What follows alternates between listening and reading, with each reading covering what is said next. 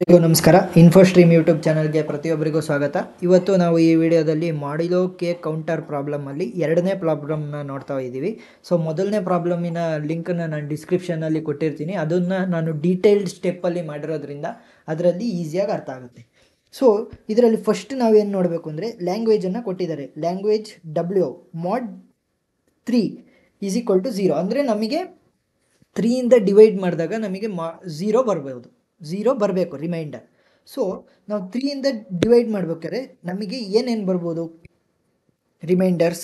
Case 0, case 1, case 2. ಯಾಕಂದರೆ ನಮಗೆ 3 possibilities ಇದೆ. ನಮಗೆ ರಿಮೈಂಡರ್ 0 ಬರ್ಬೋದು 3ಇಂದ ಡಿವೈಡ್ ಮಾಡ್ಬೇಕಾದ್ರೆ, 1 ಬರ್ಬೋದು ಅಥವಾ 2 ಬರ್ಬೋದು. ಈ ಮೂರೇ ಮಾತ್ರ ನಮಗೆ ರಿಮೈಂಡರ್ಸ್ ಬರೋದಕ್ಕೆ ಸಾಧ್ಯ ಮಾಡಿಲೋ 3 ಅಂದರೆ 3ಇಂದ ಡಿವೈಡ್ ಮಾಡ್ಬೇಕಾರೆ ಯಾವುದನ್ನೇ ನಂಬರ್.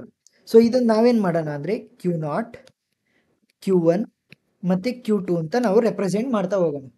ಸೊ ಇದನ್ನು ಹೇಗೆ ಮಾಡೋದು ಅಂದರೆ Q0, A which is equal to Q1. ಇಲ್ಲಿ ಎ ಕೊಟ್ಟಿರೋದ್ರಿಂದ ಎ ಯೂಸ್ ಮಾಡ್ತಾ ಇದ್ದೀವಿ. ಸೊ ನಮಗೆ ಇವಾಗ Q0ಅಲ್ಲಿ ರಿಮೈಂಡರ್ 0 ಬಂದಿದೆ ಅಂತ ಅಂದ್ಕೊಳ್ಳಿ. ಒಂದು ಏನ ಆ್ಯಡ್ ಮಾಡಿದಾಗ ಏನಾಯಿತು? 1. ರಿಮೈಂಡರ್ 1 ಅಂದರೆ ಏನಾಯಿತು? Q1. ನೆಕ್ಸ್ಟ್ ಡೋ into Q1, A. Q1 in remainder ಏನು? 1. ಅದಕ್ಕೆ 1 ಏನು ಆ್ಯಡ್ ಮಾಡಿದ್ರೆ ಏನಾಯಿತು? 2. ಅಂದರೆ ರಿಮೈಂಡರ್ 2 ಅಂದ್ರೇನು? Q2. ನೆಕ್ಸ್ಟ್ ಡೋ into Q2, A which is equal to Q0. ಈ Q0 ಯಾಕೆ ಬರದೆ? ಇಲ್ಲಿ Q2 ವ್ಯಾಲ್ಯೂ ಏನಿದೆ? ರಿಮೈಂಡರ್ 2. ಇದಕ್ಕೊಂದು ಏನು ಆ್ಯಡ್ ಮಾಡಿದ್ರೆ ಏನಾಯಿತು? 3. 3 ಡಿವಿಸಿಬಲ್ ಬೈ 3 ಅಂದರೆ ಏನಾಯಿತು? ರಿಮೈಂಡರ್ 0. 0 ಅಂದರೆ ಏನು? Q0. ಸೊ ಈ ಥರ ಬರುತ್ತೆ. ಸೊ ಅರ್ಥ ಆಗಿದೆ ಅಂತ ಅಂದ್ಕೊತೀನಿ. ನೆಕ್ಸ್ಟ್ ಏನು ಮಾಡೋಣ? ನಾವು DFನ ಡಿಸೈನ್ ಮಾಡೋಣ. Q0. ಸೊ ಇಲ್ಲಿ 0 ಕೂಡ 3ಇಂದ ಡಿವಿಸಿಬಲ್ ಆಗುತ್ತೆ ಅಲ್ವಾ? 0 ಬರೋದ್ರಿಂದ ಸೊ ನಾವು ಇನಿಷಿಯಲ್ ಸ್ಟೇಟ್ನೇ ಫೈನಲ್ ಸ್ಟೇಟ್ ಅಂತ ಕನ್ಸಿಡರ್ ಮಾಡಬೇಕಾಗುತ್ತೆ.